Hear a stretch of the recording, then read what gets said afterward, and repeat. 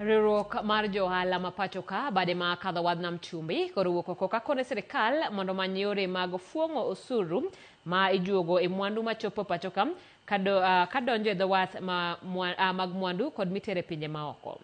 Jakom mar riwruogno bade ma Mombasa kod komishona margi Abud Jamal kanyakla kod mbetre ma Uganda Paul Mukumbia okoni okang'no biro bero lwasi mar ohala kod tudruok e kind Kenya kod pinje maoko. Gitielo ni ma biro bero lwasi mar ochumi kod yuto manam chumbi. Kata kamano gidwaro mondo okas migepe mag sirkal omed jiwo yuto mag ohala.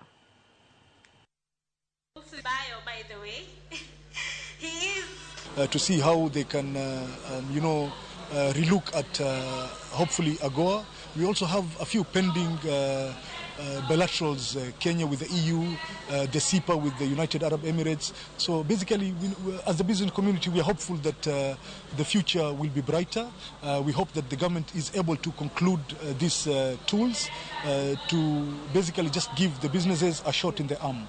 And actually now we are marketing the coast and Uganda as one destination. So this is the work I've been doing over the last 4 or 5 years. I have built so many relationships, networks, friends among the business community. Actually, I know more private sector than government for me at the Kenya coast because these are the people that enable me work. Business has not been very good, but for the last 1 month we are seeing an upsurge simply because it's what we call the season, where containerized cargo, volume of cargo is now on the increase because of the festive seasons.